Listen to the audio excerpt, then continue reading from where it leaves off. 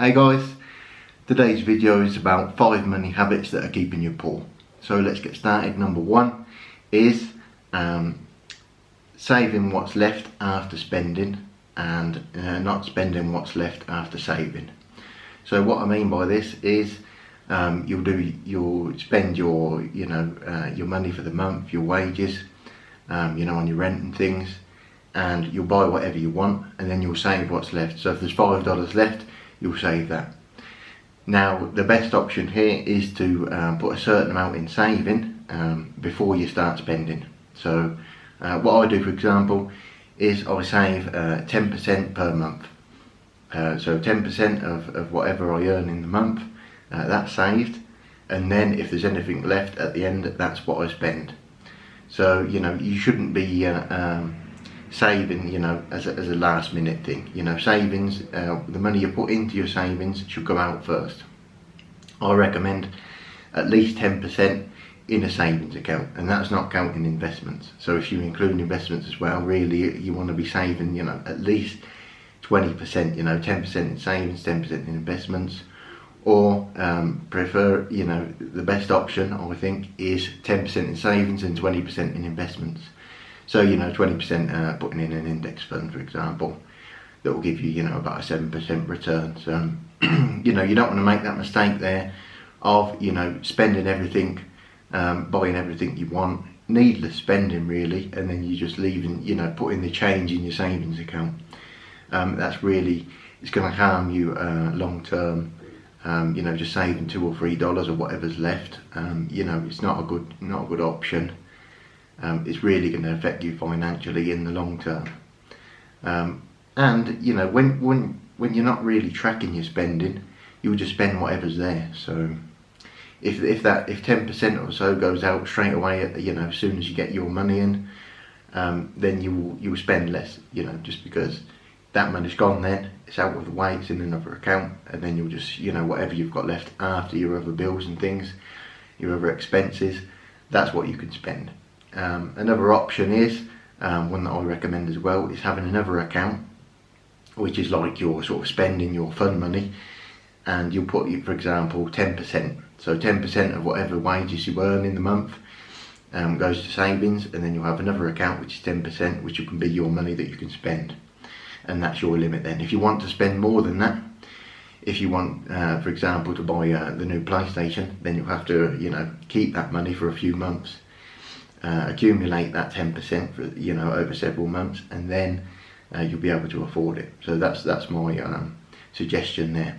Now number two is lifestyle inflation. Now this is a big money mistake, because what happens, and you see this all the time, I'm sure you can see it in your friends and family, if not in yourself, unfortunately. Say you get your first job, you earn 20k, you spend 20k. You live in a place that's fairly cheap, you spend what you can afford. So you get a promotion and you start earning 100k.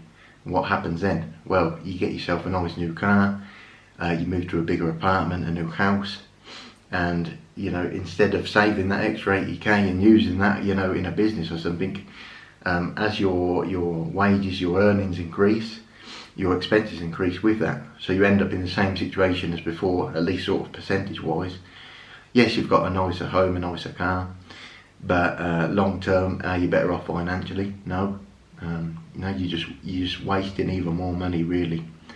Get yourself a second-hand car, stay in the same place, or perhaps buy a place that will work out cheaper than renting. Use your extra income for a deposit. But certainly lifestyle inflation is a big one. We see it all the time. People that earn they earn huge amounts of money, perhaps $100,000, $200,000 a year or more, but they're out there buying the Louis Vuittons, they're out there buying Gucci, they got all the latest phones and gadgets, MacBooks and things, and they've still got 20 grand debt on a credit card. So just be careful. If you start earning more money, invest more money. Don't see that as a reason to go mad and start spending on things that you don't need and things that won't earn you money. You'll just be worse off really than you were when you're earning 20k. So Lifestyle inflation is, is a huge money mistake that everyone makes, really, because it's natural. When you earn more, you spend more. You want to get those nicer things, and you can, but just within reason. Over a few months, get yourself a PlayStation or something if you like that, or if you want a new MacBook, save that 10% that you've got to spend over a few months, and use that to buy the things you like. Don't see your extra income as a reason to spend more on material things and things that won't help you long term. So mistake number 3 is the old saying of keeping up with the Joneses. If you don't know what that means, it's basically saying you're trying to match your neighbours, your friends, your family, and this is everyone does this. Everyone does it. You see this all the time. You get yourself a nice new car, and then the neighbours have got one that's a little bit better, or the family members got one that's better. You buy a new house, someone else got one better, or you yourself try and compete with this. You see that your brother's got a new Mercedes, so you get one, the next model up. This is a huge money mistake.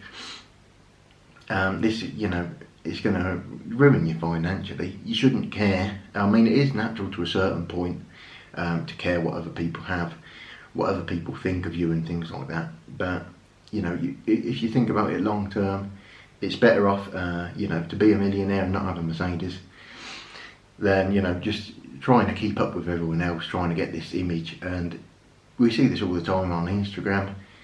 You see people that are travelling to all exotic places, they've got nice new cars, the latest phone. These people, yes, there are some people that can afford that earn millions, but a huge amount of these people, this isn't real. This is on a credit card or it's with a loan. They're spending beyond their means. So don't fall into that trap. Now, mistake number 4 is using card and spending more than you would if you had cash. Now, when we buy things with card, a debit card or credit card, on average people spend up to 83% more than they would if they were buying with actual physical cash. So you need to be take that into account, be aware of that when you're not actually seeing the money going, when you just swiping a card, it still counts the same as if you were buying it in cash. Even more so if you're buying it with a credit card and you've got to pay it off. So just be aware of what you're buying. Don't fall into sort of mindless spending with cards and things, and online purchases. It's always a good idea to track your spending. There's various websites and things you can use. You can put in your card and your bank account details and things, and you can track how much you spend and your budgets and all that for different things. So just be aware, buying with card, it's the same as buying with cash. You spend the same amount of money, and if you're buying it on credit and you don't pay it off, then you're going to be paying it off, paying a lot more later on. So yes, you'll have those things in the moment, but later on it'll end up costing you, and if it'll affect your credit as well. So just be aware of that. And money mistake number 5, so many people fall into this one, is that lots of small purchases add up. So if you buy yourself a Starbucks every day on the way to work for $5, in a month that's it works out about $150.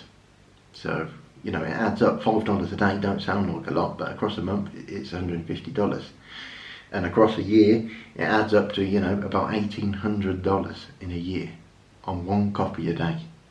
Now, if you prepared that at home, it will cost you, next to nothing. Cents, 20 cents, 30 cents, just preparing your own coffee. So, and that's just one little purchase. I mean, many people, they'll buy a Starbucks on the way to work. They'll grab a snack here and there, maybe some food on the way back. And you add all of these expenses up every day, and it adds up to thousands and thousands of dollars across a year, which you could save just by, taking your own food, preparing your own coffee. It'd be great to put 2,000, 3,000 in your savings account extra, no? Or an extra 3,000 invested in an index fund or in certain stocks, things that earn you money, because you're getting something that's very, very overpriced. and you could probably prepare you know, better yourself, and it'll be healthier for you as well. Starbucks coffee has a huge amount of caffeine. It's very, very overpriced for what it is. It's not even, you know, good quality coffee. You know, you can get yourself better quality coffee and food, prepare it at home. It will save you more money, and you'll have more money to invest. So they're my top 5 money mistakes, habits that are keeping you poor. Hope you like the video. Give the video a like, subscribe, and I'll see you in the next one, guys.